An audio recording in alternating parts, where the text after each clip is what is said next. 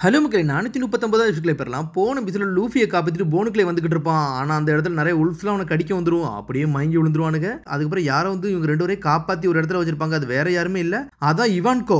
அதான் காமபோக கிங்டத்தில் உள்ள குயினே அவதான். இதான் impel டவுனோட 5.5 level secret garden prison சொல்லிட்டு என்ஜாய் பண்ணிக்கிட்டு இருக்கான்.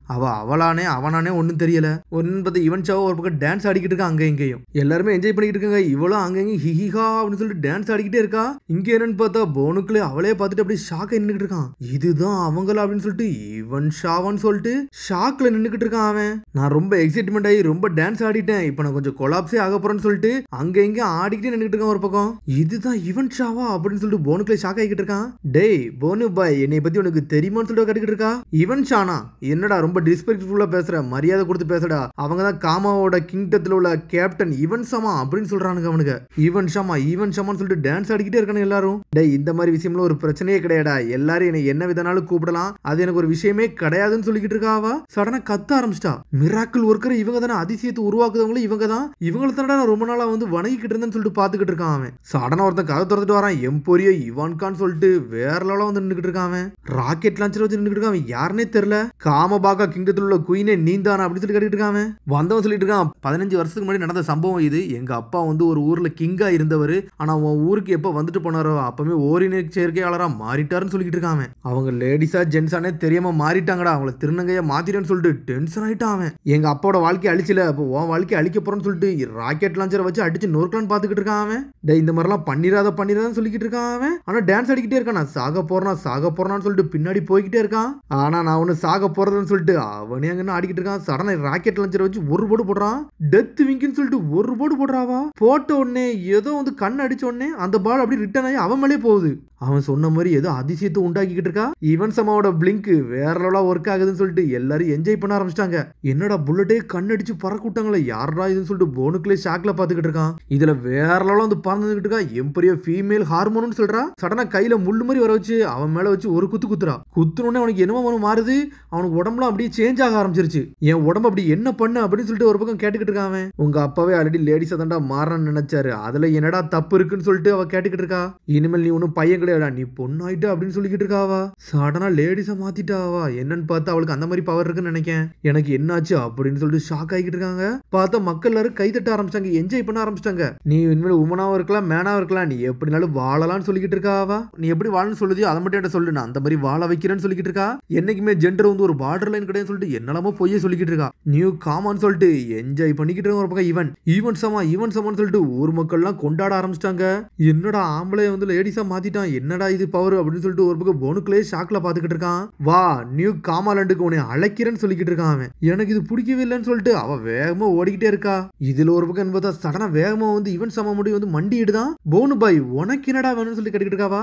நீங்க தானே அதிசயத்தை உண்டாக்குது எம்போரியோ இவான்கோன்னு சொல்லிட்டு கேட்டுக்கிட்டு இருக்காங்க. உங்களை மீட் பண்ணதுக்கு ரொம்ப நன்றின்னு சொல்லிக்கிட்டு இருக்கான் அவன். உங்கள்ட்ட ஒரு ஃபேவர் கேட்கணும், அதை பண்ணி கொடுக்க முடியுமான்னு சொல்லிட்டு கேட்டுக்கிட்டு இருக்கான் அவன். என்னோட ஃப்ரெண்டோட உயிர் நீங்க காப்பாற்றணும், ஆன்டிடோட் இல்லாம அவர் சாகுற நிலைமைக்கு போய்கிட்டு இருக்காரு, உங்களால மட்டும் தான் அவரை காப்பாற்ற முடியும் அப்படின்னு சொல்லிக்கிட்டு இருக்கான். போனுக்குள்ளே முகிவராவை பத்தியாடா சொல்றேன்னு சொல்லிட்டு கேட்கறாவா. முகிவரான தொப்பி பேர் தான் முகிவரா, அதை பத்தி தான் சொல்லிக்கிட்டு இருக்கா. டேய் போனு பாய் ஒன்னு எதுக்கு தெரியுமா நான் முதல்ல ட்ரீட்மெண்ட் பண்ணேன், அது உனக்கு எதுக்குன்னு தெரியுமான்னு சொல்லிட்டு கேட்டுக்கிட்டு இருக்காவா. ஆமா நீங்க நீ சரி பண்ணிட்டீங்கல்ல அப்படின்னு சொல்லிட்டு உடம்ப பாத்துக்கிட்டு இருக்கான். டேய் இங்க எல்லாருமே நம்ம பிரிசனர் தான்டா, ஏகப்பட்ட அடிபட்டு தான்டா இங்கே நம்ம வந்திருப்போம்னு சொல்லிக்கிட்டு இருக்காவா. டேய் நான் எதுக்கு உன்னை முதல்ல ட்ரீட்மெண்ட் பண்ணோம்னா அந்த முகிவரா வந்து என்கிட்ட கெஞ்சினான்டா, அவன் கெஞ்சினாலதான் உன்னை ட்ரீட்மெண்ட் பண்ணான்னு சொல்றாவா. முகிவரான்னு சொல்லிட்டு ஷாக் ஆக்குறான். என்னன்னு பார்த்தா பழசை யோசிச்சு பாக்குறா. என்னன்னு பார்த்தா லூஃபி அப்ப ஏகப்பட்ட இதுல இருந்துமே அப்ப அவன் எந்திக்க ட்ரை பண்ணி பார்த்துட்டு இருக்கான். உடம்பு ஃபுல்லா பாய்சனா பரவ ஆரம்பிச்சிருந்திருக்கு. டேய் உன்னை முதல்ல நான் மானிட்டர் பண்ணிக்கிட்டு தான்டா இருந்தேன், உண்மையில நீங்க வேற லெவல்டா, இவ்வளவு தாண்டி வந்து உங்களை மாதிரி ஆளை நான் பார்த்ததே கிடையாது சொல்ற இவான்கோ. இந்த போன் வந்து என்னை வந்து ட்ரை பண்ணி ஹெல்ப் பண்ணன்னு நினைச்சான், ஆனா அவனை ஓனையில கடிபடப்பட்டான், அவன் நீங்க காப்பாத்துங்க முதல்ல அப்படின்னு சொல்லிக்கிட்டு இருக்கான். அது சொன்னோன்னு இவன் சமா வந்து ஷாக் ஆகுறா.